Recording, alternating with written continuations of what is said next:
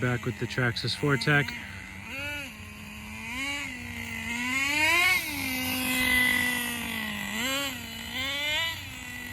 Ooh, and we're starting this episode out here in the field.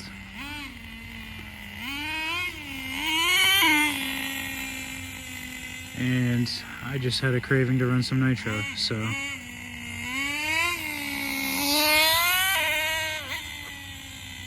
still warming it up.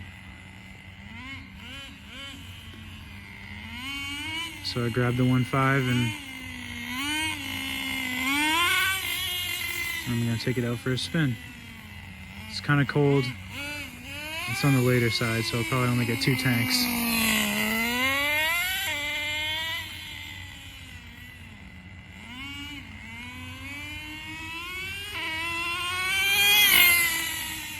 Yeah, I just went out with a group riding my motorcycle. And when I got back, I just had the craving to run this, almost like that of a craving for a cigarette. I don't smoke cigarettes, but I can imagine the urge. Ooh. Yeah. People are savages leaving their trash here, or in any parking lot.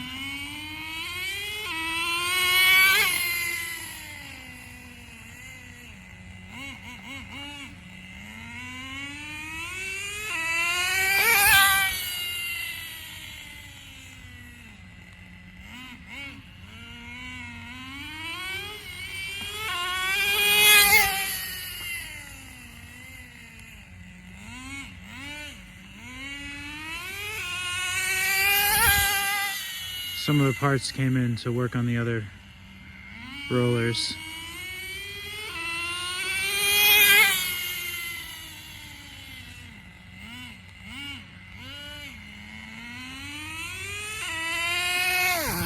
Ooh. I also went to a hobby shop and picked up some old Traxxas parts that are way too expensive online right now, so I'm lucky to have come across their old stash.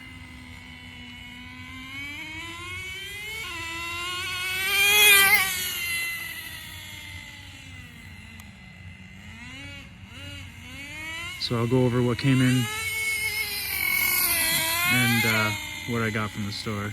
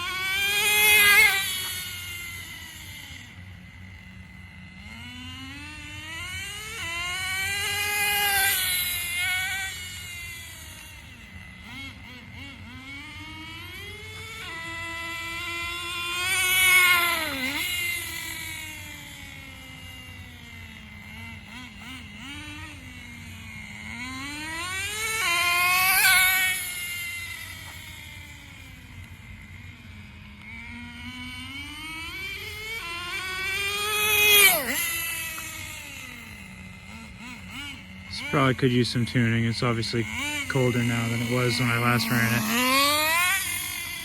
It's definitely running out of fuel. But I don't care, I'm just gonna run it.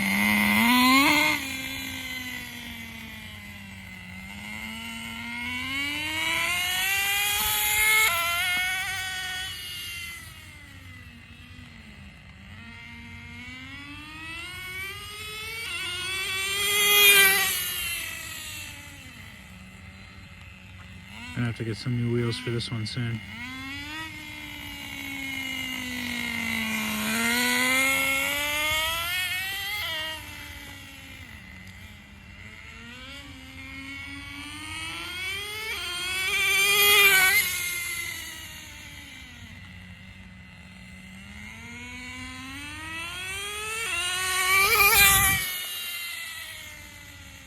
I definitely need to get a GPS to start tracking the speed of these things. This car could definitely do 70. I think it's probably going 40, 50. It's probably out of fuel.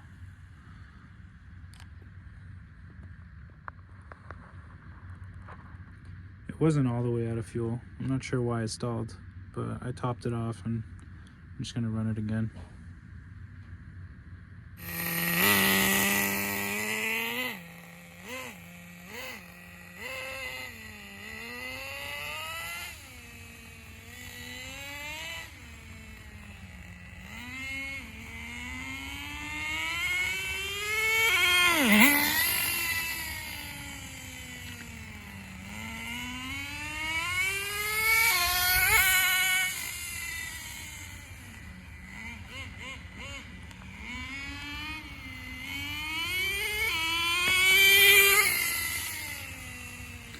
I think maybe because it was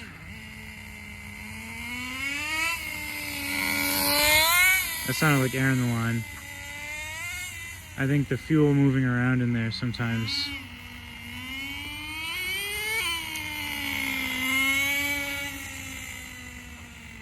will cause that, but I'm not sure. Ooh.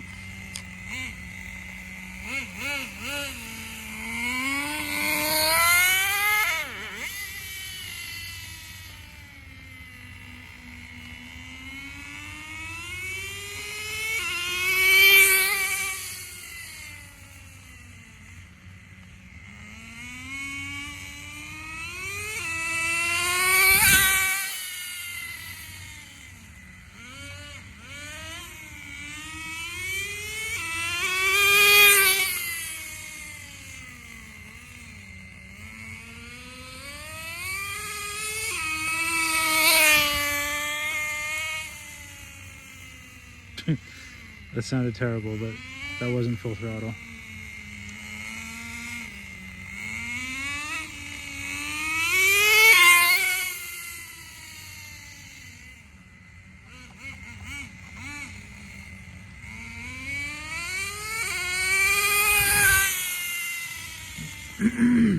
Yeah, I could use some tuning.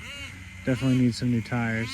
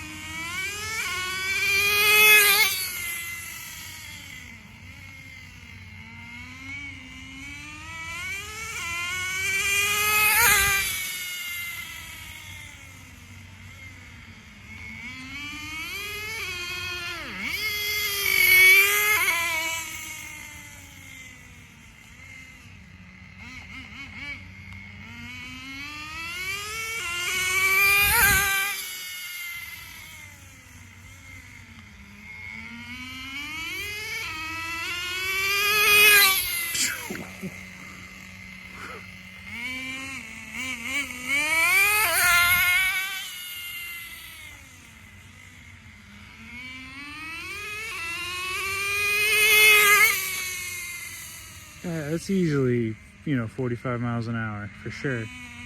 Definitely more.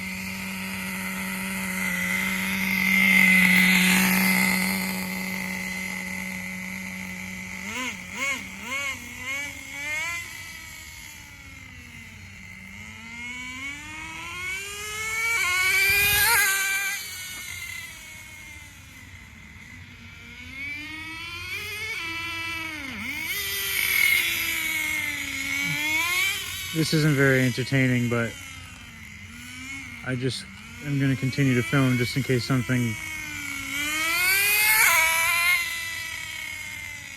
worth filming happens, like a crash or part falling off,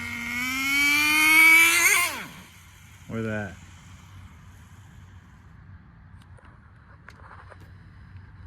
So it was only at half tank, and I decided to tune it a little bit just because it stalled twice, you know, at about this point. So I did a half turn out on the high end, and then I ran it, and then I noticed that the exhaust sounded louder, so I checked the coupler. That wasn't the deal. And when I had it idling and I pushed on the exhaust just to make sure that the exhaust was on the manifold, I noticed that the screw was loose here. So I'm gonna have to check the gasket and make sure that the exhaust is proper. So I think that's okay. I got my fix, if you will, and now let's go take a look at what parts came in, what parts I got, and what parts I have to complete at least one of the other Vortex. It's always nice to drive your own creations because you know where the issues lie. You know this one just has that exhaust leak and is going to need some new tires. But as for the parts that I've got, here we are. This half is from the hobby shop, this half is from the internet, and I think between the two I've gotten almost everything I need. There's a few stragglers still coming in the mail, but I have enough to at least get this 1.5 started between what I've acquired and what I already have. So I'm just gonna go through this stuff and figure it out, but I'll pan over what it is first so you guys can see some of the stuff that I'm interested in when I go to buy these parts. So I got these bearings because there was that original 1.5 with the leaky front bearing. I grabbed the clutch because it was the last one. I didn't know if I was going to need those. Can't go wrong with air filters because those are universal. But this is actually a really hard part to find. They're selling these for more than $20 a piece online. So when I saw all these on the shelf there, I decided to, or on the hook, I decided to grab them all. Because they also, this part number also goes for the Traxxas Street Sport. And I have a few of those as well. I didn't want to borrow the rear posts from the Street Sport that has them to put on the Vortex. So I just grabbed all those because can't go wrong having the extra discontinued and expensive parts. I picked these two pieces up for the other Vortex because when I was examining it, I noticed there was some damage there. So that'll be replaced. And that should be enough. So let me get this stuff laid out and ready to install. Alright, so I've gotten everything I need laid out for this Vortex within the servos. And then these are the parts I'm going to need for the other one. And I'm also going to see about what's necessary to do that bearing swap in that block. But here's all the other parts I have. Just in case, I'm just waiting on one more 15 tooth and one more 19 tooth. There's a few parts left on the rack at the hobby shop that I'm going to also acquire, like this clutch bell and some 20 tooth pinions and some other spur gears, just other odds and ends that'll be helpful to have for this vehicle.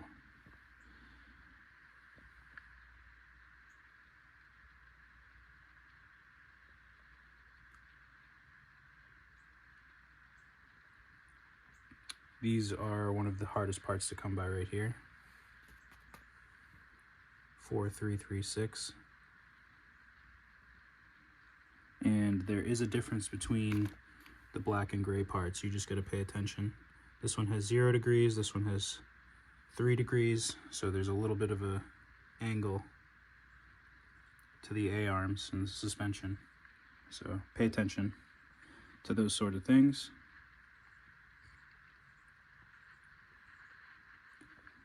These are all the parts I've used. A bunch of different random parts. And these are some other used random parts. Some good belts and some good arm parts. I think that clutch is still good, so yeah. Let's get started on this. Put this stuff away.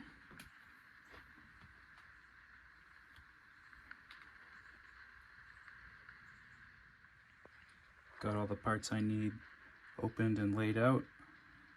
And when I was looking for the bearings for the clutch bell, I actually found another 15-tooth pinion to go with the Traxxas 2-speed clutch bells, so that's good.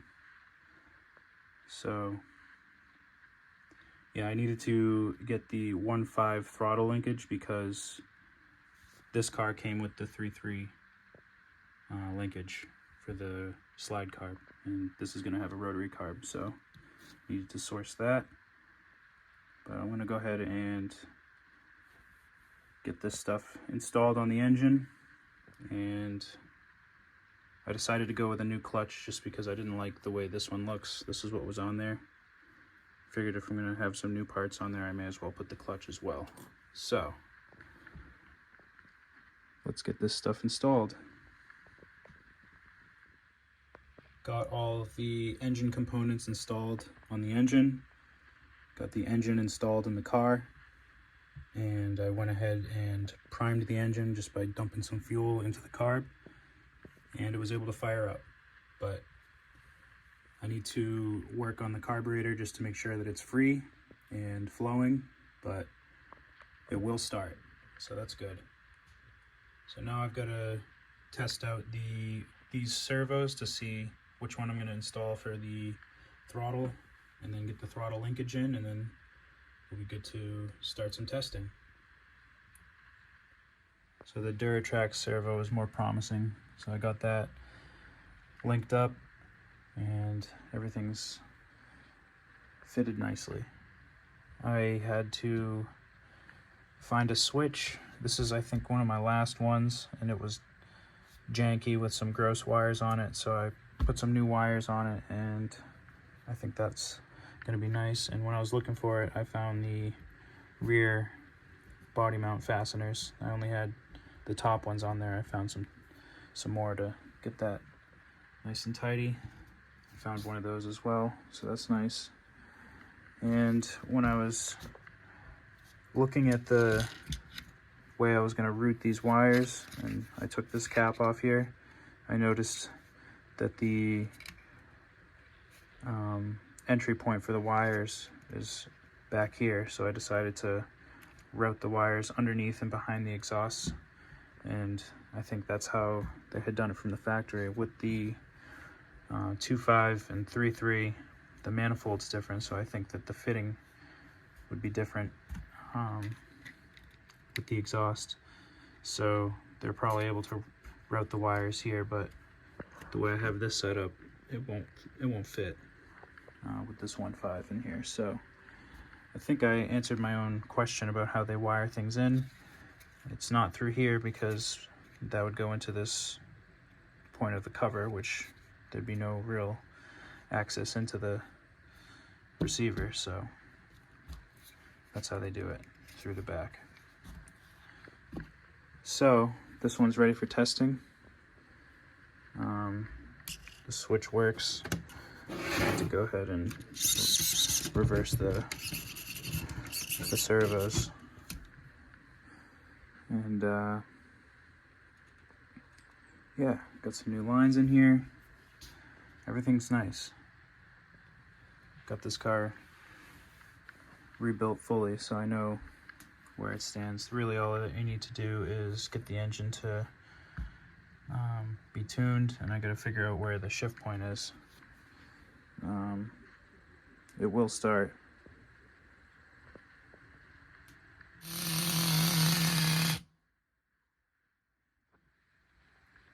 The problem here actually is that my igniters are dead. I haven't charged them in quite some time. So I just tested them on a different glow plug and there's barely any light. I think that, well, I know that they haven't been charged in a while, so that's probably why it was having trouble getting and staying started. So I'm going to charge those, and in the meantime, I think this is ready for testing. So if you've made it this far, thank you for checking this out. Thank you for your interest in nitro. And you're definitely going to want to stay tuned because we're going to go over this car too. Just found some 2.0 tires. So these ones aren't glued and the foam's inside there are falling apart. So the tires are still good. You can see that, you know, they're new. And save those for a different set of wheels. Figure out what else this car needs and get it ready for testing, and then take them both out with the 3.3. Probably start driving the 3.3 because that's long overdue and I gotta get the shift point done. So yeah, I'm gonna try to get this car going with, I've got a 2-speed clutch there and obviously the one that's in here. So between those two, I'm gonna see if, hopefully I don't have to open any new ones.